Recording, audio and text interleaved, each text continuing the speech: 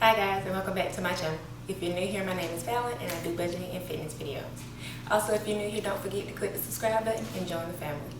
Alright, so in today's video, we'll be going over May paycheck number one's budget and also do a little overview of May bills and when they are due. I'm also going to talk about my 1 year journey of budgeting consistently for a year. This time last year in May is when I started budgeting consistently and sticking to a budget. So let's get into the numbers. Let's get into May's budget. I'm going to go over May as a whole and then we're going to go through paycheck number one for May. So first payday is May 7th. And my second payday will be May 21st.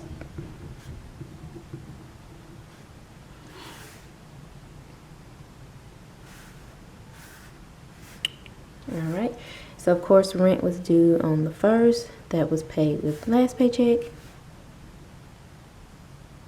And next thing that was due was New Link, which is my internet. But I had a credit because I had paid for April and then I moved and April's bill was more than what May would be. So I have a credit of like $20 sitting on there. So I didn't have to pay it this month. And let's see. Of course, my cell phone is due on the 11th.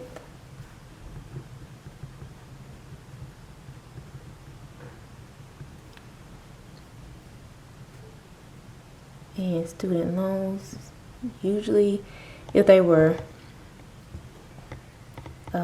billing me for the payments each month, it would be due on the 17th. So I'm just going to put it down because I'm still going to pay on my student loan. And right now I'm paying my regular payment and then of course I pay extra whatever I have left over for the month. Let's see, what else do we have?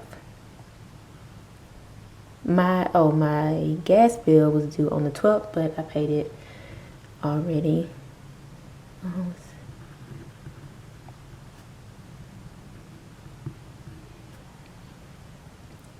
And then my electric was due on the 24th of April. So I'm assuming it's going to be due on the 24th again in May. So the 24th is on a Sunday. So I'm still going to write it down for the 24th. Is that right? Yeah, so that's my electric.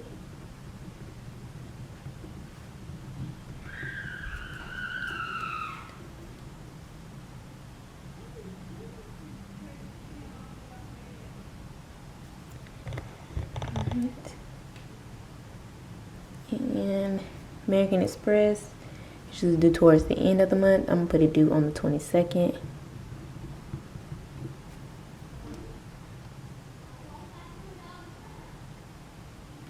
And then I forgot about Hulu. Hulu is usually due around the 13th. And let's see. I think that is everything. Don't have a car payment this month. Yay. So I don't have to put it down.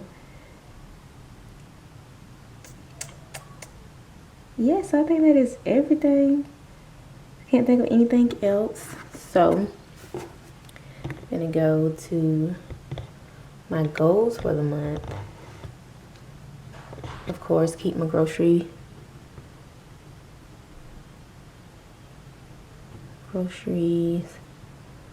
at about $125 a week, and that's grocery and household items. Ooh, I cannot spell. What I want to do, and that's about it. Can't think of any other goals I have for the month of May as far as my budget goes. Just want to make sure I keep my spending as little as possible. So yeah, let's go ahead and get into the paycheck number one budget. And I have already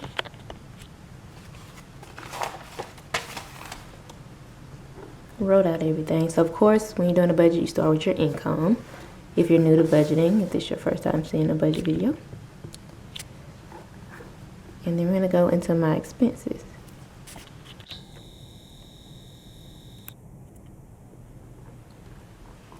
Alright, so my tithes I paid $175. Student loans is $336.68.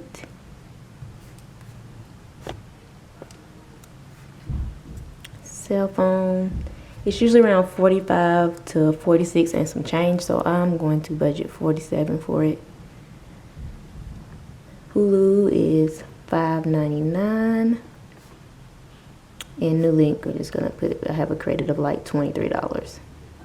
So let me just put that out to the side. Alright, so that brings that total to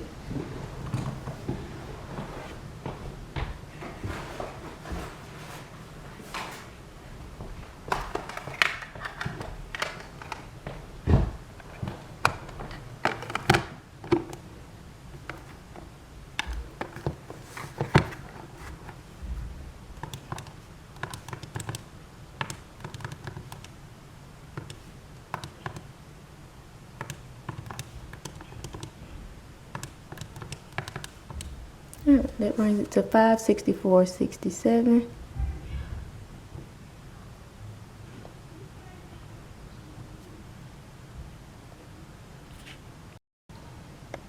I don't know if you can see that. That's $564.67. Alright, and cash envelopes. I currently, let's get my cash envelopes out. Mine, and I have, let's see what I got in here. 20, 21, 22, 23, 24, and 25 already in here. So I'm not going to take out anything extra for my cash envelopes for this paycheck, because I want to try and keep my spending for eating out, you know, at $25 every 2 weeks. So this is going to be 0. Trey, this Trey's money. He currently has $40 in here. 20 of that needs to go into his savings account. That's with money given to him. And that other 20 is from the last 2 times. So I'm not going to do anything for Trey either. Now beauty, I used. So there.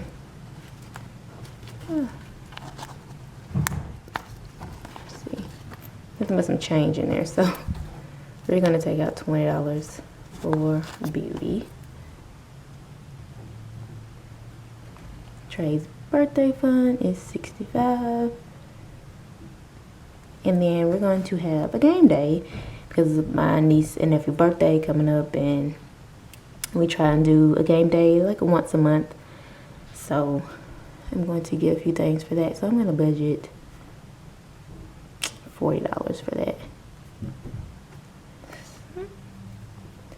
So for cash envelopes, I will need to take out, is that $125? See if I can add right in my head. Yeah, 125. And groceries, like I said, 125 a week, so that's $250. And gas, I think I only filled up twice last month. So what did I do from the last paycheck? I can't remember. I did $30.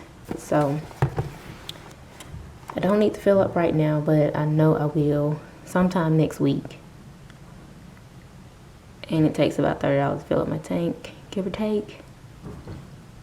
I'm gonna go ahead and budget $60 for it.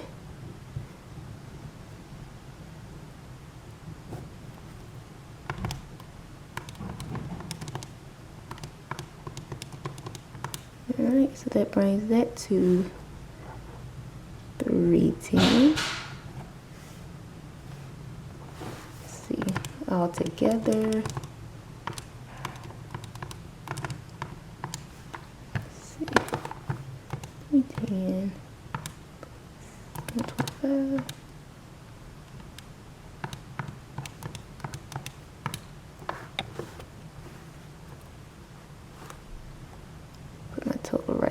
here. $999.67.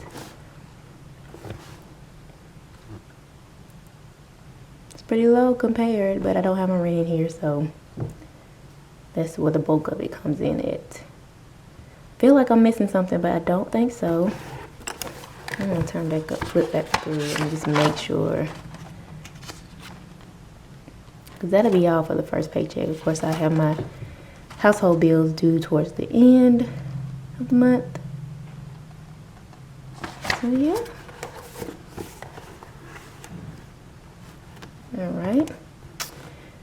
Alright, so we're put down here debt snowball payment. I'm going to plan on paying. So it's $336.68 plus $500. So I'm going to plan on paying, you know what? Yeah, from this check, 500 and the 336. So $836.68 is what I'm planning on for my student loans. So there's my debt snowball payment that I'll be making with the first paycheck of the month, and we'll see if I have anything left to pay with my second paycheck for the month. But yeah, so that is all. Let's see what that brings. Alright, so those are my numbers for paycheck number 1 as far as my budget's going to go for the first 2 weeks of May. And so yeah, I just want to talk about how far I've come in a year of consistently budgeting and sticking to the budget, and also sticking to my plan of paying down my debt. So consistently making either snowflake payments or large debt snowball payments. So when I started my journey back in 2017, if you're new to my channel, go back and watch my first debt journey video where I said I was going to start this debt-free journey, which I did somewhat, but I did not stick to the plan. I did not follow my budget consistently, nor did I make payments consistently. I don't think for most of 2018 that I made significant debt snowball payments toward my debt. So I did not gain any ground the year 2018, and I also picked up debt in 2018 when I purchased or financed the car in late 2018, which is the car that I recently paid off. Also, speaking of the car that I paid off, I posted a picture to Instagram, and it was shared by Anthony O'Neill and Rachel Cruz, so I was excited about that. So I'll post the photos right here for you all to see. And also, if you haven't seen my first debt journey video, I will link that down below for you all to go back and look. Just FYI, it's not the best video. But so yeah, so I've been budgeting consistently since May of last year, and since then I have been able to pay off a total of $15,471.49. I can't remember, I think I had around about 80,000. I can't remember the exact number that I had starting in 2018 when I purchased my car. Yeah. But I do know that back in 2017, when I first started, I had close to $90,000 worth of debt, and that was just in student loans. At the time, I did not have a car loan. My car was paid off, and so that was just my student loans. The exact number was $89,537.56. And I had also recently paid off $3,000 of a small loan that I had, so that actually brought my total up to $92,537.56. So, and I think right now I have around 60-something thousand in student loan debt. So that's great. It's been 3 years, so I would have hoped to make a little bit better progress, but I'm happy with the progress that I made. So since 2017, I've paid off a total of $21,972.62. So those are still good numbers, as you can see, with the year of consistently budgeting and paying down on my student loans, making consistent debt snowball payments to my loans and my car note. I was able to pay off. That is where the majority of the money came from. That $15,000 was all in 1 year. With that being said, that was like 29% of my take-home pay, not my gross, but my net pay. That ended up being around 29%. So that's good. I plan on getting that a little bit higher this year, maybe closer to like 35% of my take-home pay. Is what I want to put towards that. So that's that. I'm really happy with the progress that I made in a year, and I just hope to keep going on this on this debt-free journey until I'm able to pay it all off, and I'll be able to scream, I'm debt-free. But speaking of paying off my car, when I posted my picture on Instagram, I got a few questions about how I did it and what tips I would give for someone trying to pay off their car loan or just any debt. And so I want to go over a few things that I did within this past year of consistently budgeting. So number one, of course, I wrote a few things down. Number one, of course, is budgeting. Sticking to your budget, writing out your budget, giving your money a plan, like having a plan for each and every dollar you have, setting aside to go where it needs to go each month or each pay period.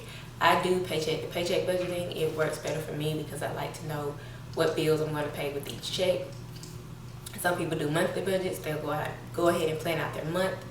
But paycheck to paycheck works best for me because I get paid twice a month. Another area is to cut expenses as much as you can. I started by cutting my cell phone expenses. I did not finance, well, I did finance my phone, but I paid it off as quickly as possible. And then switching phone carriers. So I was originally with Verizon, and my bill was about $97. And it's just me on plan, one phone, and then I don't even think I had unlimited data with that $97 on my phone bill. No, I don't think so. So it was $97 a month for my phone bill. And so I switched to Straight Talk, and now my cell phone bill is around $45 to $47 each month. So that cut around $50 going out. I was able to put that towards groceries or my debt, really. Speaking of groceries, I also cut back on how much I spent each week at the grocery store. I tried to make sure I stayed around. I started at $80, I think, and now I'm up to $125 a week, but I also include my household supplies. So I tried to stick to that, and I learned that not going to the grocery store several days during the week will help you stick to that budget. Go one day a week if you like weekly shopping. If not, if you like to go every 2 weeks, stick to going to the grocery store once, get everything you need, and try to go back. That saves money. I also switched my life insurance policy. I went from a whole life policy to a term life, and I had a whole life on me and my son at the time. And I think that was around about a little bit over $50 a month. And when I switched to term, I paid $170 for a 6-month period. So I think that's around about $20 or $28 a month if I did it monthly. Don't quote me on my math, I could be a little bit off. And also, I picked up a second job during the holiday season last year. Now, going forward, I do plan on picking up a side hustle, but it will be something that will work with my schedule. I would have a full-time job, and I also have a son, so it'll be something I can work around with him and still not feel like I'm neglecting him too. So, but yes, if you can pick up a second job that helps the debt snowball go quicker, gives you a bigger amount to pay towards your debt. I'm not tips, guys. I hope they helped. Also, if you can think of anything else, any other tips, list them down below. Also, anything that you think will help someone stick to their budget, stick to the debt snowball, and just getting out of debt. Until next time, guys, thank you so much for watching. Don't forget to subscribe and like this video, and I will see you in the next one.